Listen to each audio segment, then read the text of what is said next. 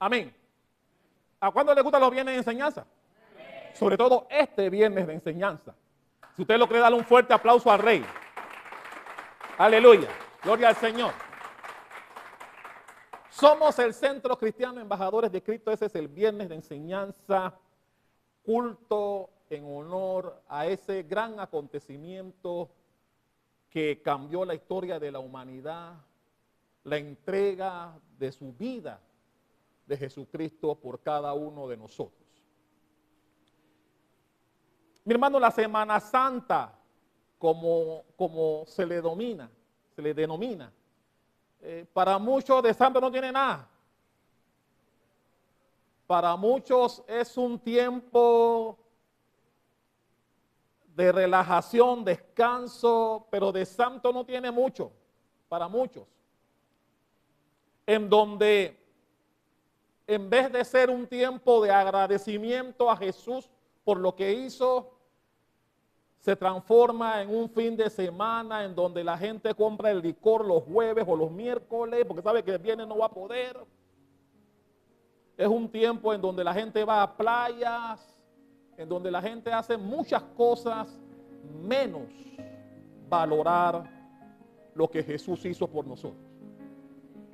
Por eso es la iglesia, mi hermano, es la iglesia. Es la iglesia la que nos abre los ojos.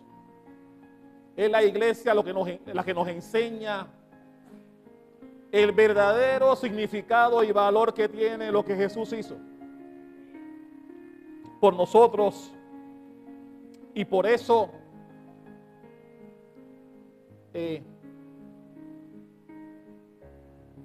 nos damos cuenta cuando vemos la televisión que queda mucho por hacer. Mucho por hacer. Todavía Jesús nos necesita a usted y a mí para dar entendimiento a mucha gente que por falta de conocimiento no honran a Jesús como deberían. Estamos acostumbrados en esta época en donde se habla de que Jesús fue al Gólgota, lo clavaron en un madero junto a dos malhechores. Se habla mucho de ese camino para llegar hasta allá, en donde le dijeron a alguien: hey, ven acá tú, ayuda a Jesús con ese madero, hasta que él llegue allá. Y la gente sabe eso, la gente sabe lo esencial en cuanto a la muerte de Jesús. Saben lo esencial, pero no conocen el trasfondo. No conocen lo que pasó antes de eso. Mi hermano, antes de llegar al Gólgota pasaron muchas cosas que mucha gente no sabe y que está en la Biblia. Yo quiero hablarte de eso hoy. Y mi hermano, yo espero que después que sepamos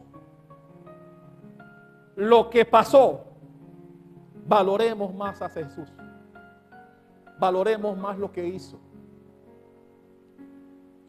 Valoremos más el amor que nos tiene.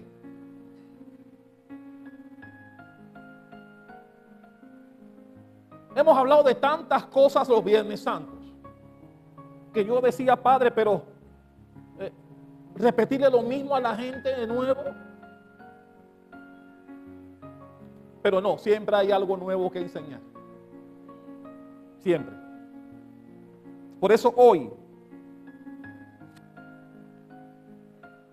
yo quiero hablar de los 3 momentos más importantes antes de la crucifixión, los 3 momentos más importantes durante la crucifixión y los 3 momentos más importantes después de la crucifixión.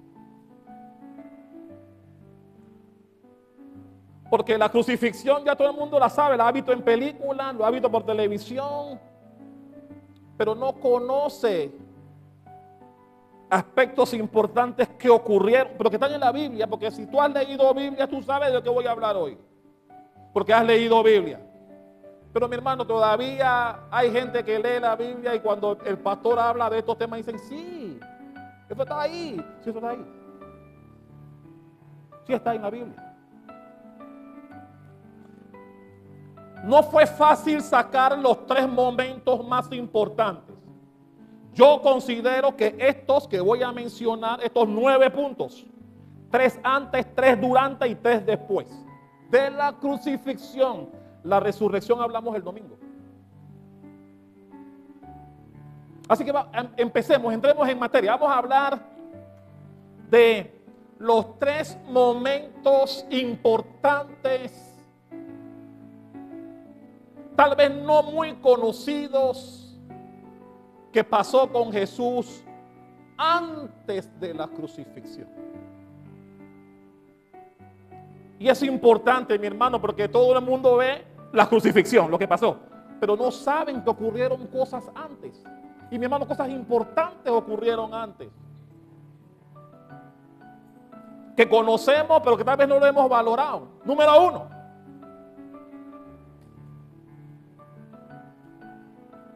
El lavatorio de los pies. No podemos entrar a leer todos los versículos porque no nos va a dar el tiempo. Así que yo voy a darles los versículos para que usted los anote y los pueda leer. Sin embargo, yo sí haré el resumen de los versículos. Eso está en Juan capítulo 13. Juan 13, del 1 al 15. El lavatorio de los pies de Jesús a sus discípulos. ¿Por qué esto es importante?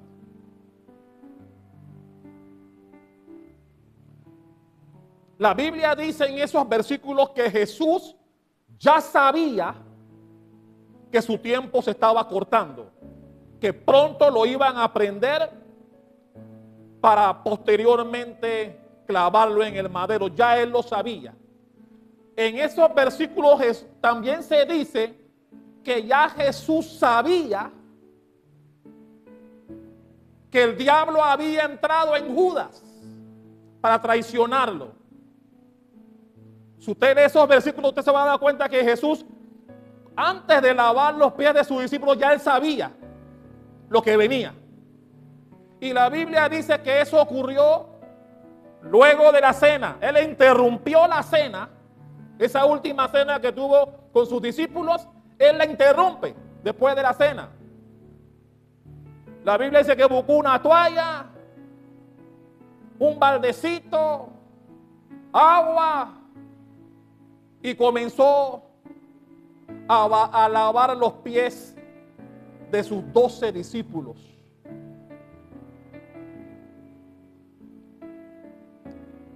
Porque Jesús se humilló antes de ser exaltado en la cruz. Y mi hermano, esto es importante para tú y para mí. Jesús, durante el lavamiento de los pies de sus discípulos, uno de los textos que más me gusta es cuando él le dice, les estoy dando el ejemplo. Búscalo para que vea. Vamos a verlo. Juan 13.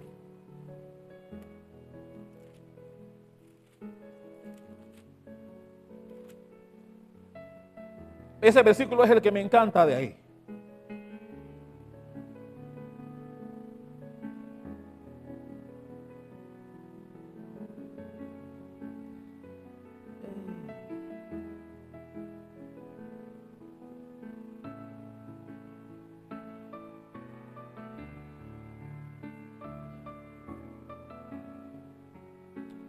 Ajá, el 15. Dice, porque ejemplo os he dado, para que como yo os he hecho, vosotros también hagáis. Eso es contigo y conmigo.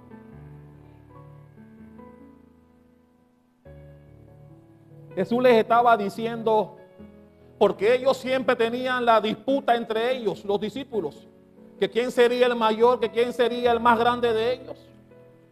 Y Jesús mediante ese ejercicio de lavarle los pies a cada uno de ellos, les estaba enseñando, ¿tú quieres ser grande? es el que más sirve, el que más hace algo bueno por alguien. Jesús nos está enseñando, y mi hermano recuerda que eso está ocurriendo antes de que lo fueran a aprender para llevarlo a la cruz. En los últimos días que Él está conviviendo con sus discípulos, Él les está enseñando algo importante para que ellos nunca lo olvidaran. Hacerle útil a los demás. Y por eso para mí este es un momento importante. Jesús nos está enseñando que el reino de Dios se adquiere mediante el buen servicio a la gente que conoces. Cuando hacemos el bien a los que amamos, a la gente que conocemos y aún a desconocidos, estamos haciendo lo que agrada a Dios y a su reino. Porque la Biblia dice que Jesús no vino a ser servido, sino a servir.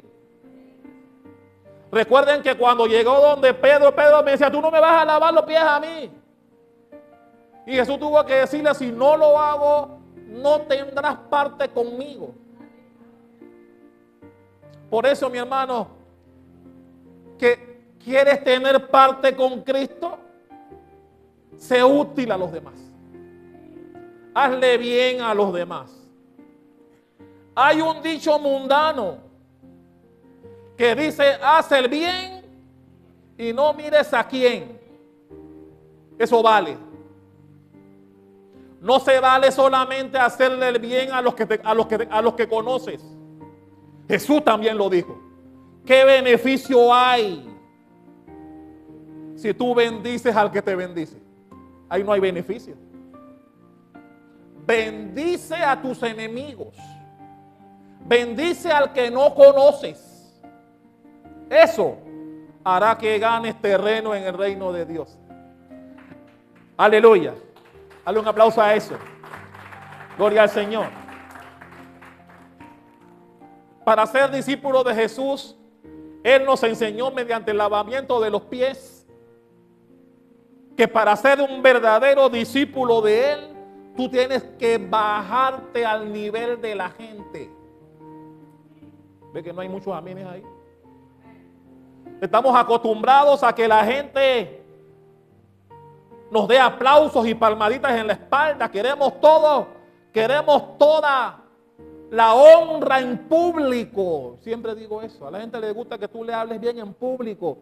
Pero lo llamaba la atención, lo quieren en privado. No, no se vale. Jesús no era así. Ve Biblia para que vea cuando Jesús le llamaba la atención. Si él te llamaba aparte y que tengo que llamarte, no, te lo decía ahí. Pero ¿por qué Jesús lo hacía ahí delante de los discípulos? Para fortalecerte el carácter. Porque Él sabía lo que iban a vivir después que Él no estaba. Y es lo mismo. El evangelismo salió hoy. Gloria a Dios por la gente que te habló bien. Mi hermano, llegará un día en que alguien te va a dar un ramplanazo. Y espero que estés preparado cuando ese día pase. Y no se te quiten las ganas de salir a evangelizar. No, yo no voy más porque la última vez que fui me dijeron de que iba a morir. Qué rico cuando la gente te atiende y te habla bien cuando tú lo vas a evangelizar. Pero mi hermano, espero que tengas la piel dura cuando salga alguien y te mande para allá, ida y vuelta. Ida y vuelta. ¿Dónde vete? Espero que continúes evangelizando cuando ese día pase. Y mi hermano, a veces uno espera que esos días pasen para ver cómo estás. Y por eso Jesús llamaba la atención en público ahí delante de los demás. Para fortalecerlos, para hacerlos duros. Sí, lo hacías pasar pena, sí es cierto. Pero todo eso era por un bien. Fortalecerte. Ponerte la piel dura para lo que venía después. Número 2. Otro evento importante antes de la cruz. La agonía en el Getsemaní.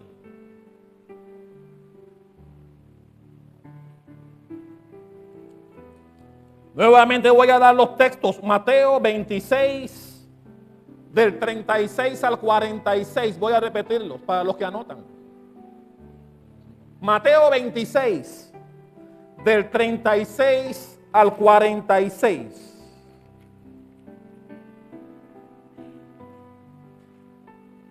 Mi hermano, en el Getsemaní, usted conoce la historia, seguramente todos han leído sobre eso. Jesús fue con sus hinchipinchis. ¿Cuántos sabían que Jesús tenía hinchipinchis? Jesús tenía a su círculo cero. Así que, mi hermano, cuando el pastor tiene su círculo cero, no te pongas bravo. Jesús también lo tenía. ¿Quiénes eran? Pedro, Jacobo y Juan. Ellos saben lo que no sabían los otros 9. Jesús tenía su círculo cero y se los llevó con él ese día o esa noche.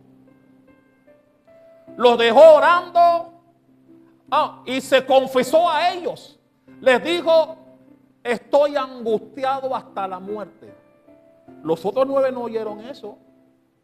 Los otros 9 no oyeron eso. Y les dijo: oren conmigo.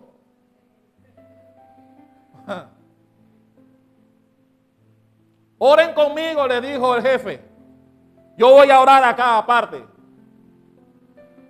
Ok, aquello de que los encontró dormidos, todo el mundo lo sabe. Los encontró dormidos las veces que fue. Que ya la última le dijo: hey, duerman, hombre. Duerman.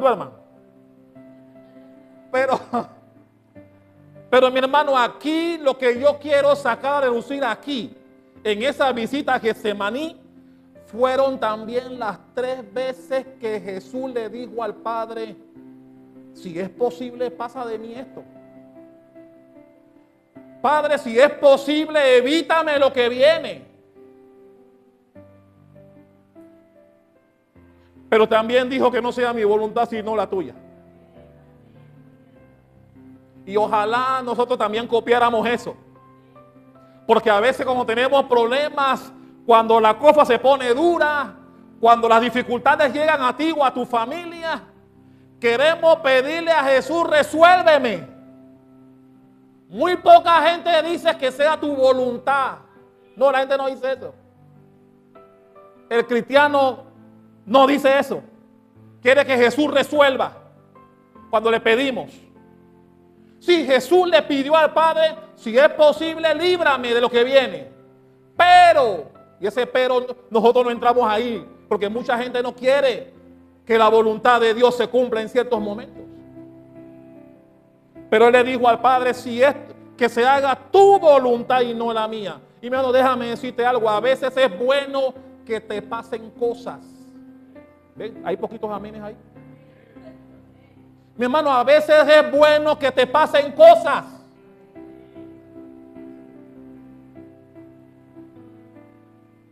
Es bueno que a veces tú pases por momentos difíciles, y la Biblia así lo ratifica. La Biblia dice que es necesario que pasemos por muchas tribulaciones. Muchas, no dice 1, ni 2, ni 3. Entonces sí, la Biblia me enseña que es necesario que tengamos momentos difíciles. ¿Ve que no hay amén ahí? Todos queremos que Jesús resuelva. Pero no, mi hermano, eso no es lo que la Biblia nos enseña.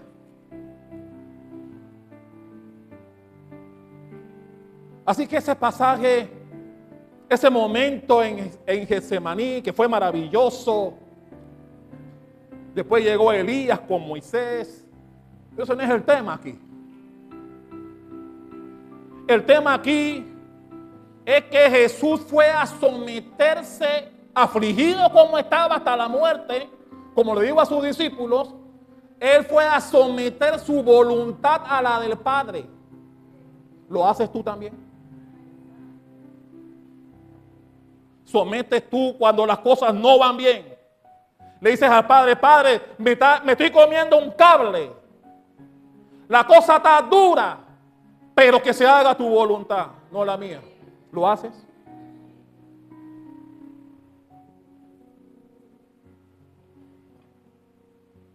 Porque, mi hermano, Y ¿sabe qué me da risa cuando Jesús volvió la primera vez? Él le dijo, oren, que yo voy a orar acá. La primera vez cuando Jesús vuelve, ¿a quién regañó? A Pedro. La Biblia dice, y le dijo a Pedro, ahí estaban los otros dos también. ¿Por qué no los regañó a todos? ¿Por qué solamente llamó a Pedro para regañarlo? Porque él sabía que Pedro iba a ser el hombre después que él no estuviera. Y él tenía que fortalecer a Pedro. Y por eso con Pedro era duro.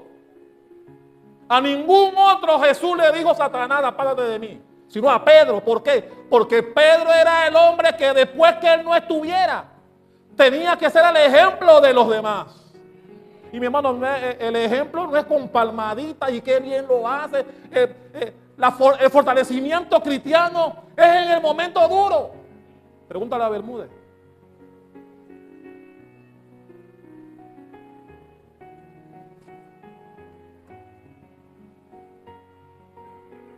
Así que Jesús no andaba con pepitas en la lengua con Pedro. Cuando él llegó ahí, llamó a Pedro. Así que tú no puedes dormir conmigo una hora. Ahí estaban los otros dos también. Pero ¿con quién la cogió? Con Pedro. Y a veces cuando tú lees, tú dices, pero hey, la tenía con Pedro. No, sino que está fortaleciendo a ese hombre. Para que cuando él no esté, no se me doble con cualquier cosita. Como pasan con algunos.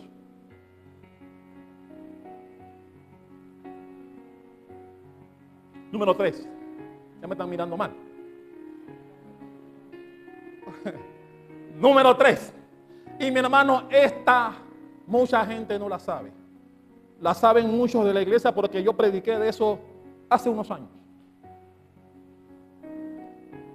¿Sabe qué cosa ocurrió antes de que Jesús llegara al Gólgota? Los juicios a los cuales fue sometido. Mucha gente no sabe eso. Y mi hermano, después que hablemos de esto, vas a entender muchas cosas que ocurrieron después. ¿Cuántos saben que Jesús, cuántos han estado en alguna audiencia? Levante la mano. Judicial. ¿Cuántos estaban en algún juicio? De alguna forma, no sé, de visita, forma parte de... Antes de llegar al Gólgota, la Biblia registra que Jesús fue enjuiciado 6 veces. 6. Pregunta de mercadito. 6 veces. La Biblia dice que Jesús fue sometido a una audiencia 6 veces antes de llegar al Gólgota. Cuando Judas llega, le da el beso, le cortan la oreja a Marcos, Jesús lo sana y se lo llevan, ahí empezó la cosa. 6 veces. La primera, bueno, no voy a repetir esto porque yo voy a preguntar después. La primera, se lo llevaron a Anás.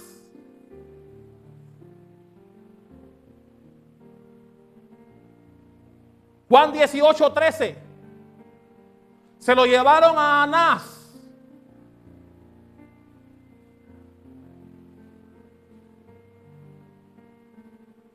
Y Anás, cuando se lo llevan, Anás le hace preguntas a Jesús.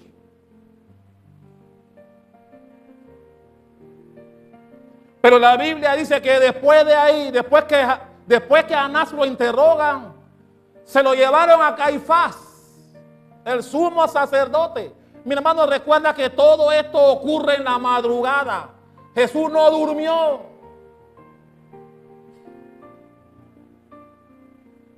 (18:24) de Juan también.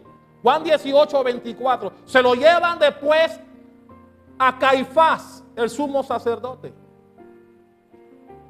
La Biblia dice que allá Caifás también lo interroga. Pero Jesús no hablaba. Pero dice la Biblia que Caifás lo obligó a hablar. Porque le dice, te conjuro a que digas si de verdad tú eres el rey de los judíos. Y ahí Jesús le habla. Vamos a buscarlo, Juan 18.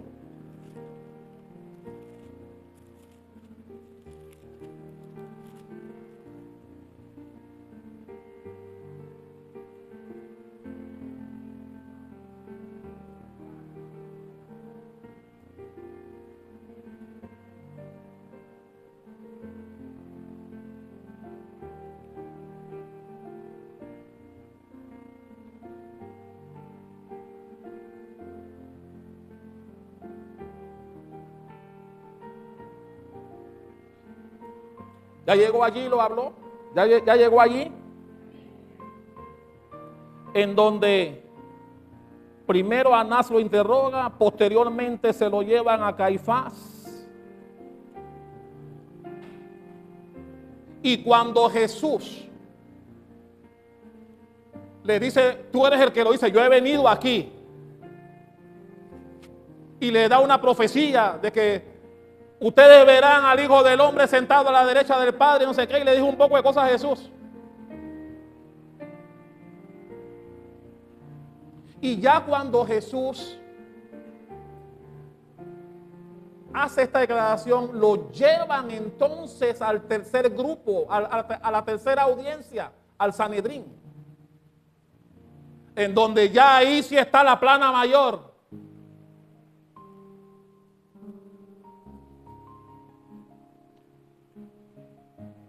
Lo llevan al Sanedrín, allá nuevamente lo interrogan.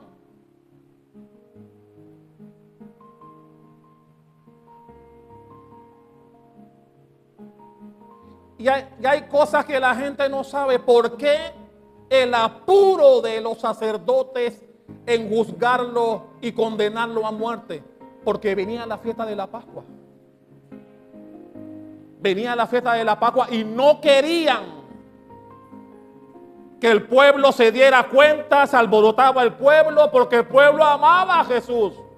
El pueblo vitoreaba a Jesús.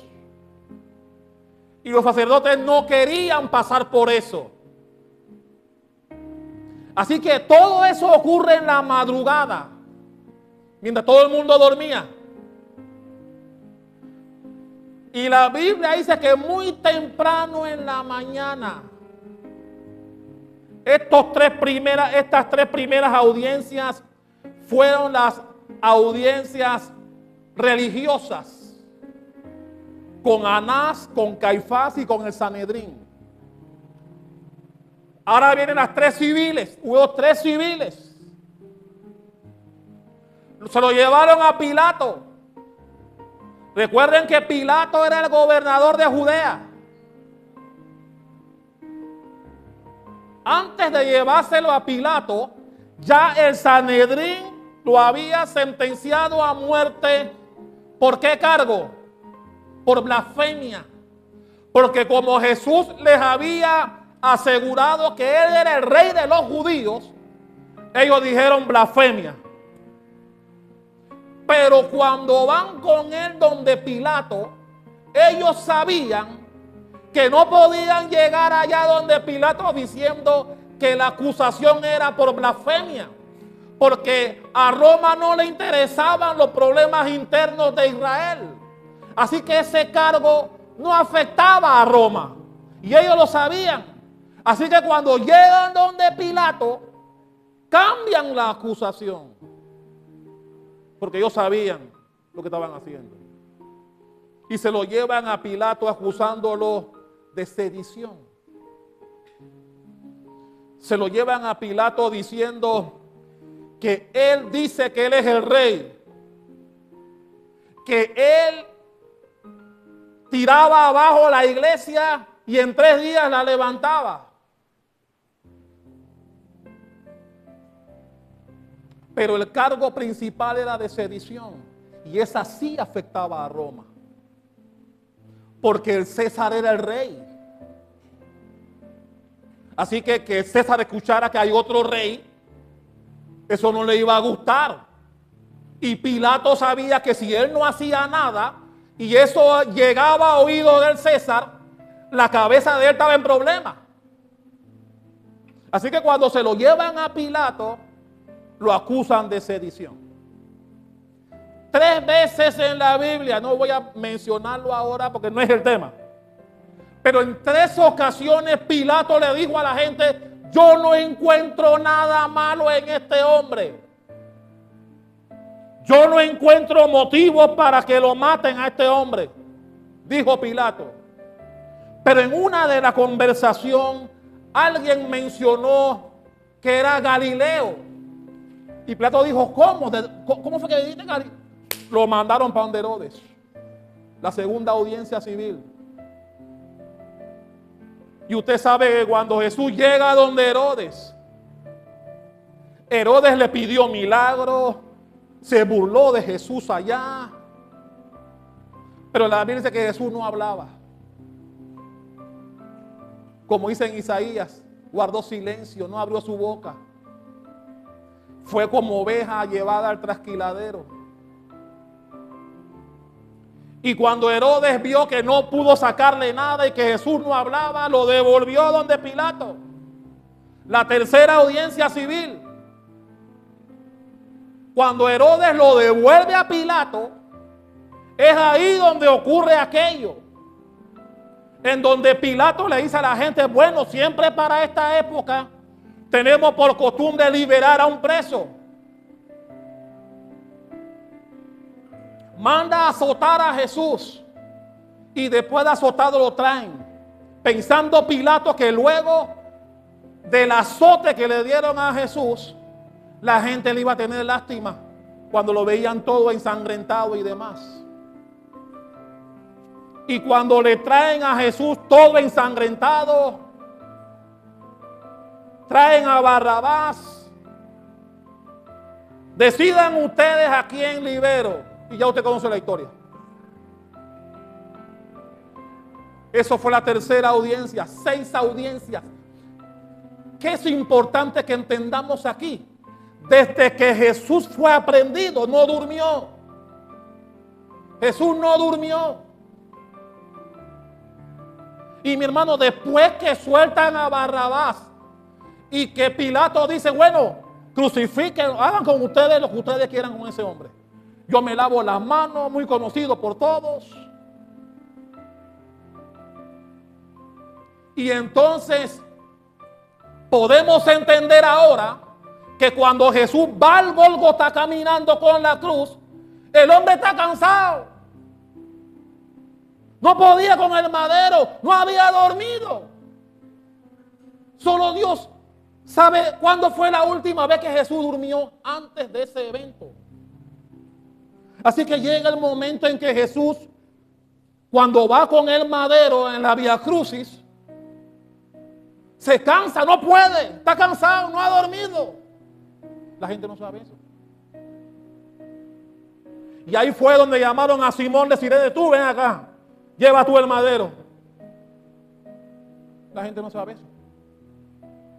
Era un Jesús que no había dormido, porque lo tuvieron de un lado a otro en diferentes audiencias. Primero con los sacerdotes y después allá con Pilato y con Herodes. Y mi hermano, la distancia no era sencilla. Primero a Anás, después lo llevaron a donde Caifás, después al Sanedrín, después a Pilato, después a Herodes, de vuelta a Pilato. Y Jesús no había descansado en todo ese tiempo. Jesús no había descansado. Le habían dado duro, sí.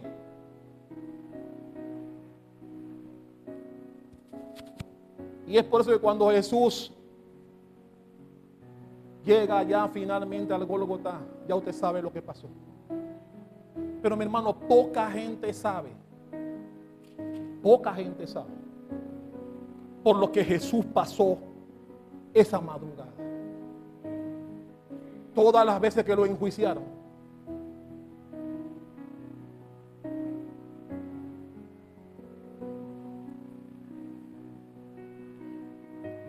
mi hermano, Jesús entregó sus derechos para que nosotros pudiéramos ser lo que somos hoy, libres.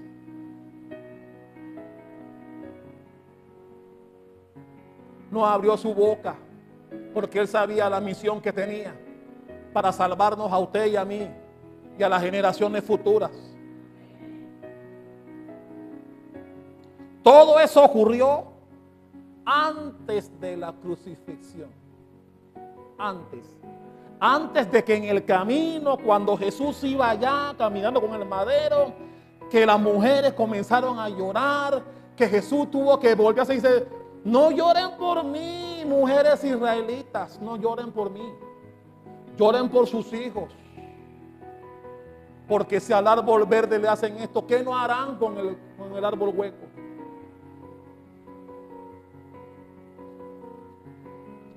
Pero hablemos ahora de las tres cosas que ocurrieron durante la crucifixión.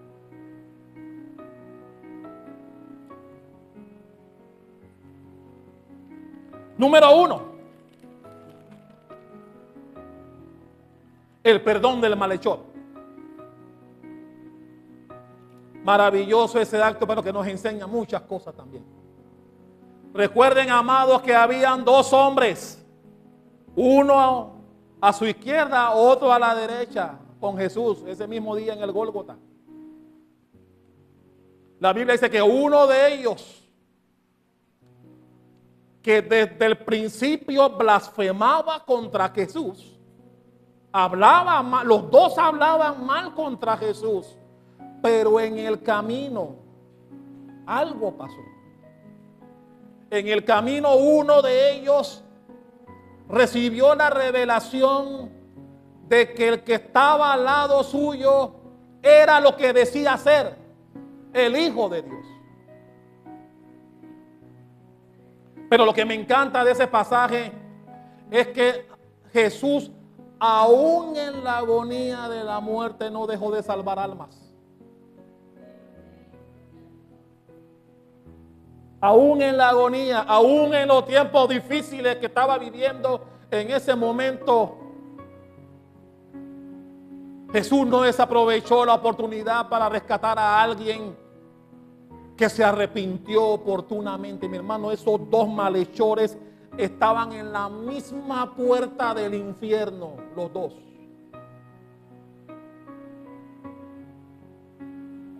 Pero uno de ellos se arrepintió. Y mi hermano, aquí hay un debate. Mucha gente decía: pero es fácil arrepentirse ahí para ver qué pasaba. Un chiripón. No, mi hermano, ahí no hay chiripón. Porque Jesús conoce los corazones.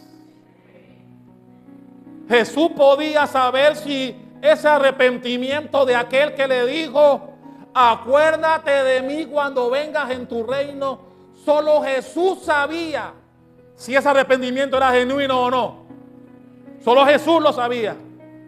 Y como Jesús lo sabía, le concedió el perdón.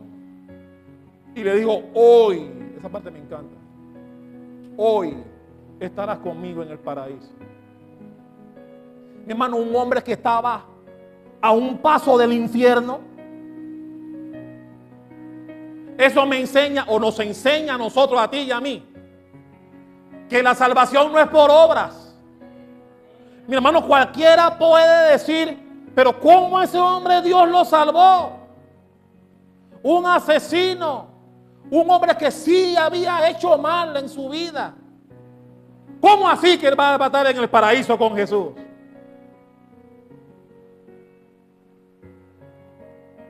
No, mi hermano, la salvación no es por obras. La salvación es por gracia. La salvación es solamente por creer en que Jesús es el Hijo del Hombre. La Biblia dice que si confiesas que Jesús resucitó de los muertos y crees con tu corazón que Él es el Hijo del Hombre, serás salvo. Mi hermano, déjame decirte algo que todos aquí debemos saber. La salvación es por fe. El juicio es por obras. El juicio es por obras. Así que, mi hermano, hubo alguien que aún en la cruz Jesús salvó. Y eso nos enseña, mi hermano, que no podemos menospreciar a nadie. Dios es soberano y Él salva a quien quiere. Y solo Él sabe si el arrepentimiento es genuino o no. Solo Él lo sabe. Así que yo no puedo juzgar a Jesús, porque Él mejor que nadie sabe todo. Era el Hijo de Dios. Dios el hombre. Dios el Hijo, perdón. Así que ese arrepentimiento que Jesús aceptó era genuino. Otro evento importante que ocurrió durante su crucifixión: el abandono del Padre. Ok, no hablé del malhechor, no di los versículos del malhechor, ¿verdad? Lucas 23 del 39 al 43. Lucas 23 del 39 al 43. Ese es el punto número 1 del perdón del malhechor. Número 2, el abandono del Padre. Mateo 27, 46.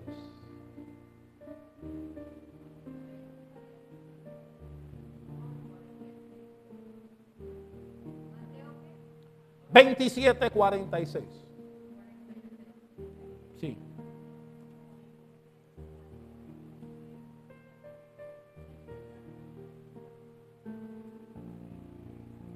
Mi hermano, en ese momento la Biblia dice que Dios no respondió a su Hijo. Y ustedes conocen el grito. Una de las pocas veces que la Biblia dice que Jesús gritó o que Jesús alzó la voz. Una de las pocas veces.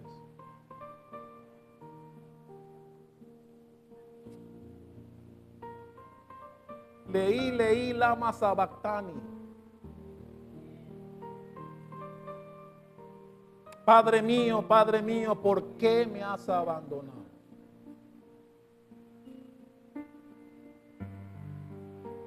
Estoy seguro que a Jesús le dolió más que su padre lo abandonara que las veces que lo clavaron. Porque mi hermano, cuando estamos alejados del Padre, dice la Biblia que nada podemos hacer. Si no tenemos a Dios con nosotros, somos vulnerables. Por eso es que la Biblia dice que si Dios con nosotros, ¿quién contra nosotros? Mi hermano, cuando no tenemos a Dios en el corazón, somos presa fácil del enemigo. Y si hemos leído los evangelios, sabemos que Jesús, y Él siempre lo decía: yo vengo a hacer la voluntad del que me envió. Así que cuando Él se sintió que el Padre lo había abandonado, Él tuvo que hablar de eso.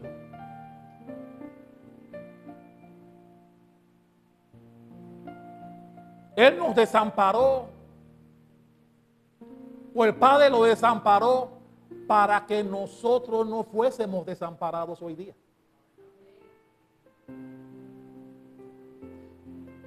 Y esa muerte, mi hermano, significa que nosotros estamos juntamente con Él, crucificados también. Por lo cual, considero que el abandono del Padre fue un momento importante durante la crucifixión de Jesús. Su Padre lo había abandonado, y es que Dios no hace tregua con el pecado. Y lo demostró aún con su Hijo. Punto número 3. Que ocurrió durante el velo rasgado. Mateo 27, 51. La Biblia dice que al morir Jesús, el velo del templo se rasgó de arriba a abajo. Y con eso se rompió a la tradición. Se rompió aquello de tener intermediarios para llegar a Dios. Con el rasgado del velo del templo, Todos tienen acceso al lugar santísimo. Ya no necesitamos que alguien vaya a expiar nuestros pecados, sino que todos tenemos el mismo acceso a Dios para clamar delante de Él. Ese fue un momento importantísimo que ocurrió inmediatamente. Jesús expiró. Así que ya no hace falta que tengamos intermediarios humanos para llegar al Padre. La Biblia dice que el único intermediario entre Dios y hombre es Jesucristo, el que dio su vida por ti y por mí. Dale un aplauso al que vive. Aleluya.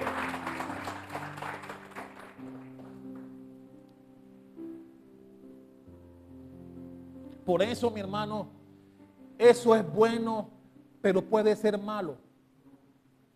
¿Por qué puede ser malo? Porque si tú vas a orar y no eres sincero en tu oración, ahí hay un peligro.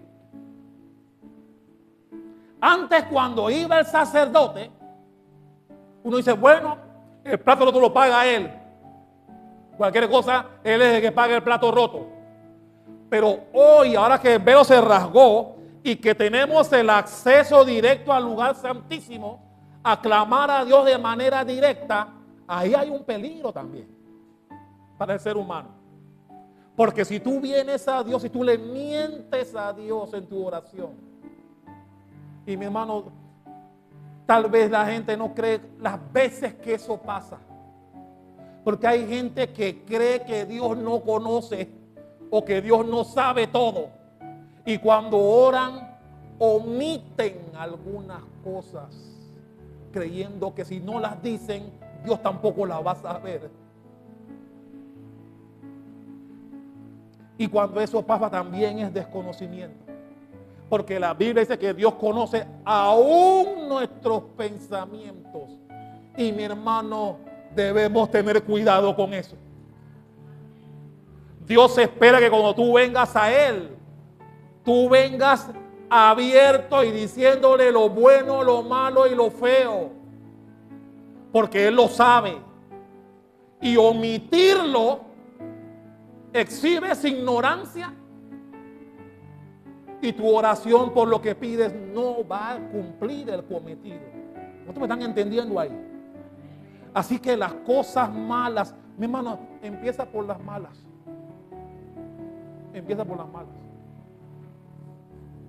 Pídele perdón. Y las cosas malas que hiciste, díselas. Así como dices lo que quieres que Dios haga por ti, también dile las cosas malas que hiciste y pídele perdón. ¿Por qué? Porque Él espera que lo hagas. No hacerlo, esa oración no va a pasar del techo. Porque no estás siendo honesto y sincero en tu oración. ¿Cuántos sabían eso?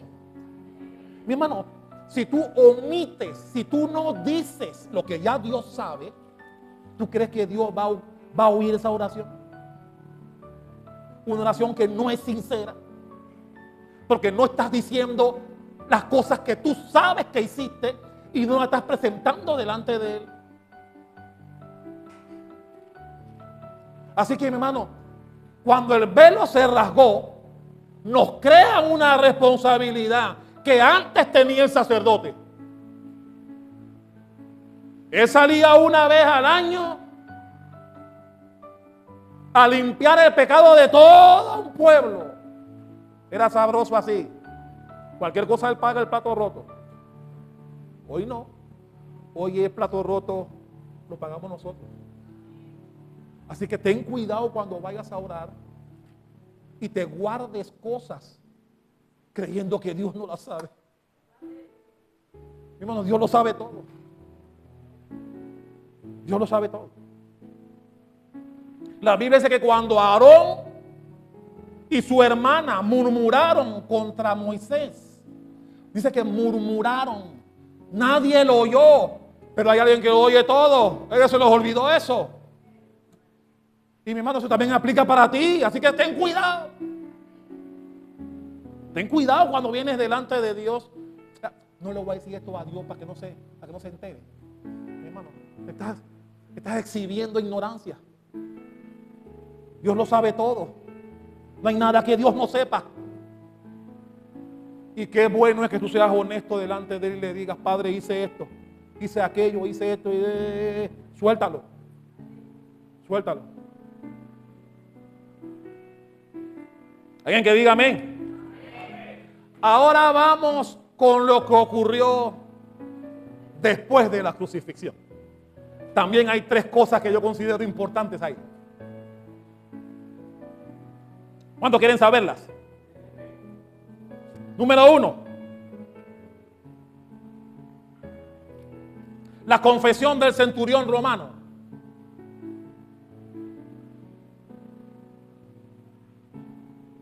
Marcos 15:39. Cuando Jesús finalmente expira y muere,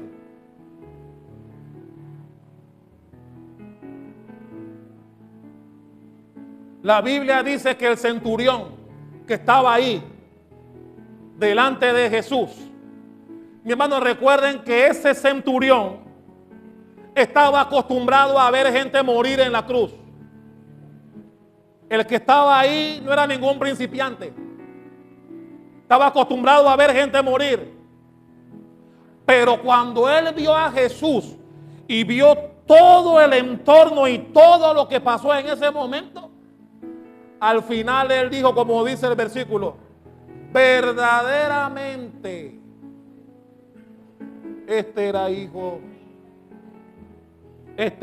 de Dios. Era Marcos, perdón, yo dije Marcos. Marcos 15:39. También puede tener otro evangelio, tranquilo. Pero yo escogí a Marcos 15:39.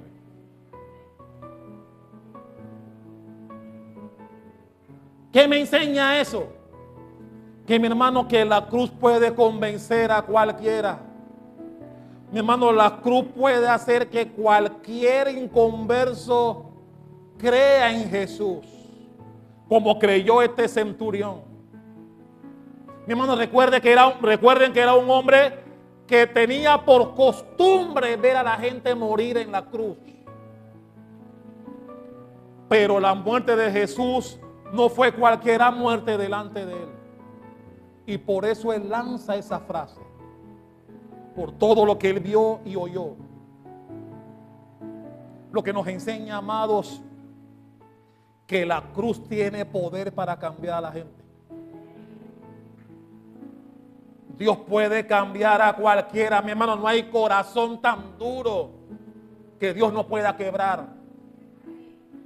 Por eso, amado, no menosprecies el poder de Dios en la vida de alguien. Dios puede cambiar a cualquier escéptico, a cualquiera que te dice abiertamente que no cree. Dios lo puede cambiar. ¿Cuántos dicen amén conmigo? Número 2. Número 2.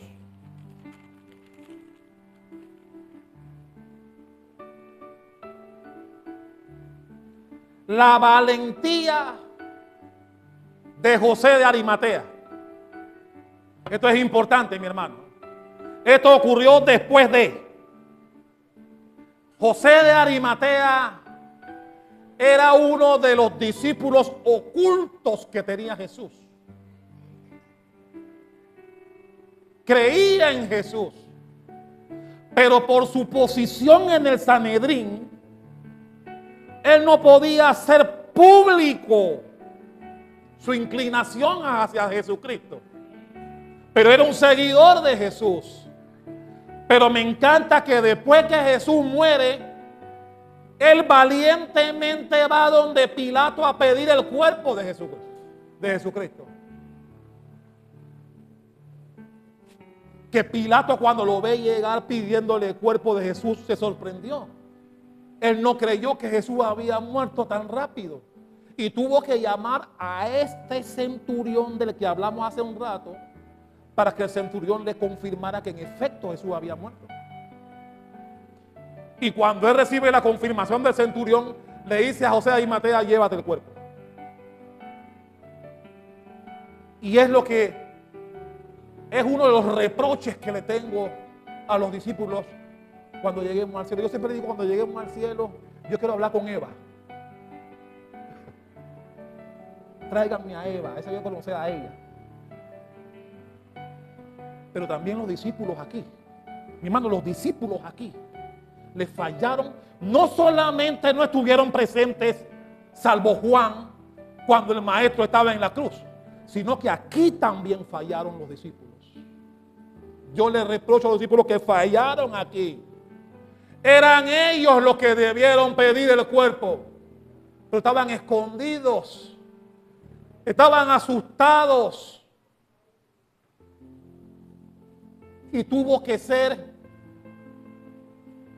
alguien que no caminó con él, pero que lo amaba, aunque en secreto lo amaba. Y ya después que Jesús muere, ya no le importó. Fue y pidió el cuerpo.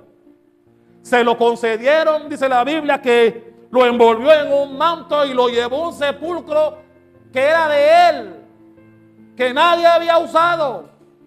Y allí puso a su gran maestro. Pero también la Biblia dice que Nicodemo fue con él, otro discípulo oculto que tenía Jesús. La Biblia dice que Nicodemo fue con especias, que era la costumbre de la época, a ungir el cuerpo de su maestro. Y mi hermano, yo le reprocho eso a los discípulos. ¿Dónde estaban ellos? Que caminaron con Jesús. Jesús le dio poder para hacer milagros, sanar gente, sacar demonios y demás. Pero en el momento que su maestro necesitó de ellos, ¿dónde estaban? ¿Dónde estaban? Y tuvo que ser otra gente que Dios usó para que se cumplieran las profecías.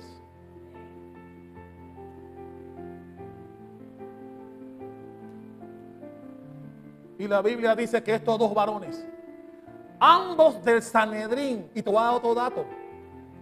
¿Se acuerdan que les dije en las tres cosas antes de que en la última, en los juicios donde llevaron a Jesús, uno era en el Sanedrín, ¿se acuerdan?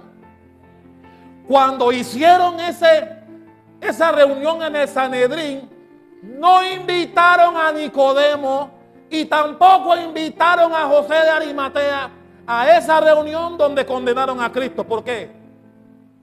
Porque ellos sabían que esos dos hombres tenían inclinación hacia Jesús y no los invitaron a esa reunión donde a Jesús lo condenaron, porque sabían que ellos seguramente se iban a oponer. Y a esa reunión no fueron invitados estos dos personajes. Dando información, mi hermano, que cuando yo lo pregunte en un mercadito, yo espero que tengas respuesta. Pero la Biblia dice que ellos dos, José de Arimatea y Nicodemo, fueron a ungir al maestro que veían ocultas. ¿Se acuerdan que la Biblia dice que cuando Nicodemo vino a Jesús, vino de noche para que no lo vieran? Porque no podían de día o delante de los demás exponer el amor que le tenían a Cristo. Así que siempre veían o seguían a Jesús de manera oculta. Pero después que Jesús muere, eso no les importó. Esos dos hombres, la Biblia lo registra, que ellos dos fueron allá al sepulcro, ungieron a su maestro con especias especiales. Lo que demuestra, mi hermano, que llega un momento en que tú vas a tener que demostrar de qué lado estás. Vas a tener que en algún momento tendrás que demostrar si estás con Jesús o no. En algún momento de tu vida tendrás que tomar esa decisión. Y mi hermano, yo te suplico, yo te ruego que escojas a Cristo. Y número 3, para terminar. El tercer evento que considero importante después de la muerte de Jesucristo fue cuando Pilato ordena que pongan una guardia y un sello en el sepulcro.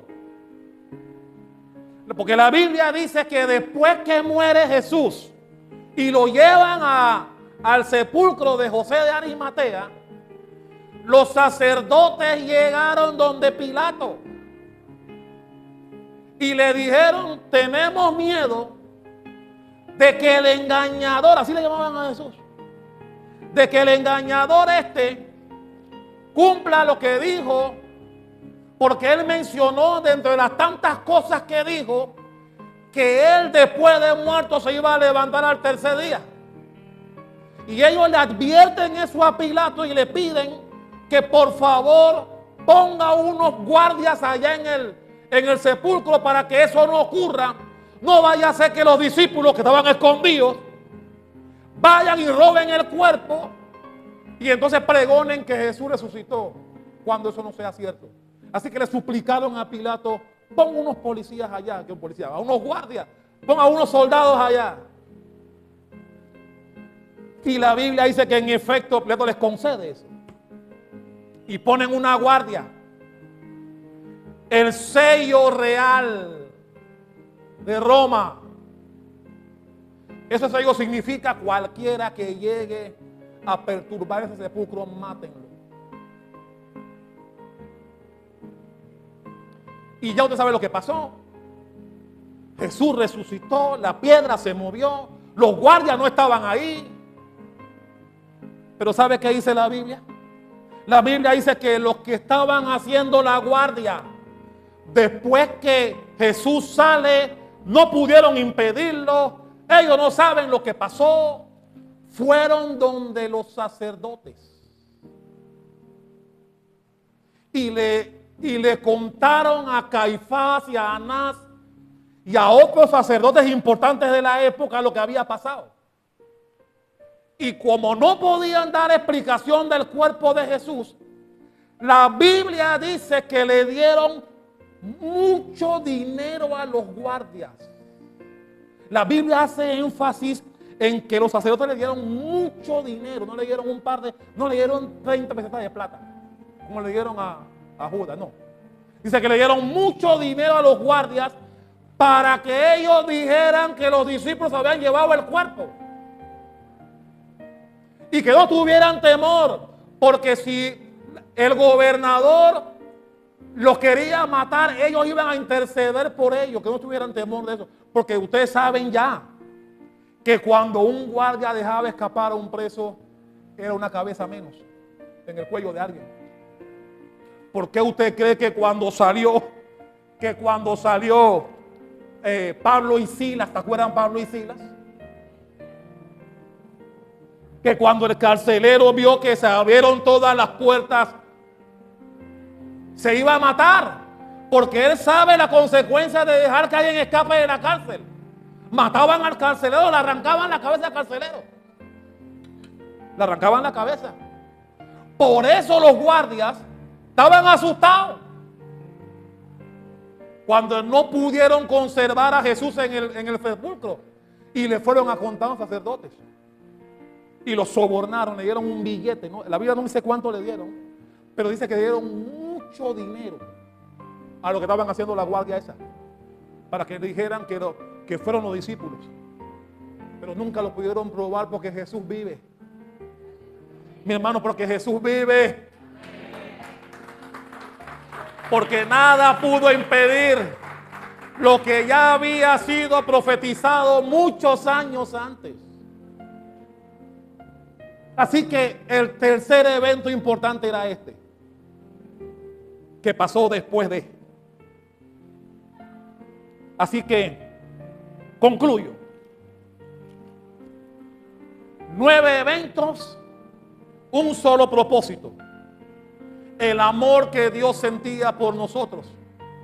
Y por eso dio a su único hijo para que muriera en la cruz. Porque nos amaba. Porque a través de ese sacrificio, Él nos está diciendo, los amo con amor eterno. Pero ahora, para que ustedes puedan llegar a mí, tiene que ser a través de mi hijo. A quien yo entregué para que muriera por ustedes, hablando Dios. Por eso, mi hermano, nosotros no podemos esquivar a Jesús. Para llegar al cielo, tiene que ser a través de Jesús. Por todas las cosas que pasó antes, durante y después. Por cada uno de nosotros, por ti y por mí. Mi hermano, si el pueblo de Dios tuviese conocimiento de lo que yo le acabo de decir esta noche, todas las iglesias deberían estar llenas. Todas. Para agradecer a Dios por lo que hizo por ti y por mí.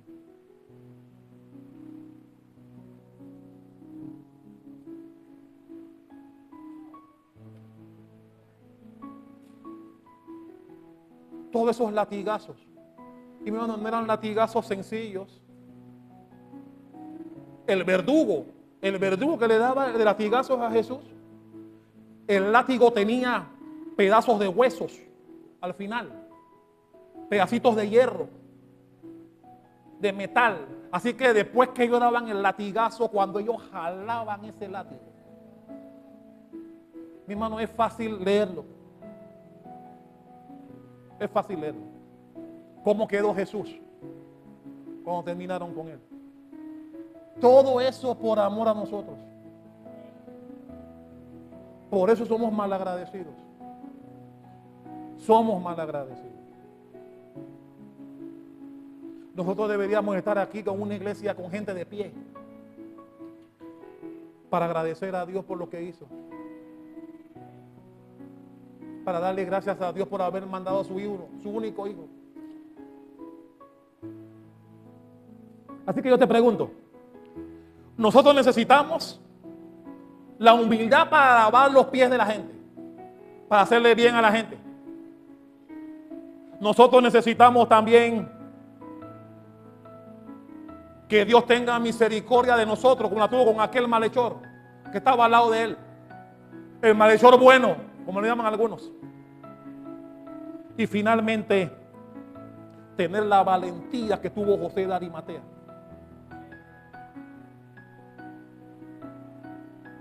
Y dejar a la luz pública el amor que tenía por Jesús.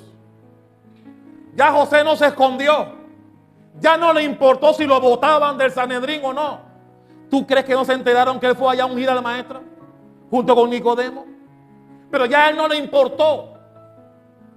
Y mi hermano, va a llegar un momento en que tú tendrás también que decidir de qué lado estás. Y ojalá escojas bien cuando llegue ese momento. Ojalá.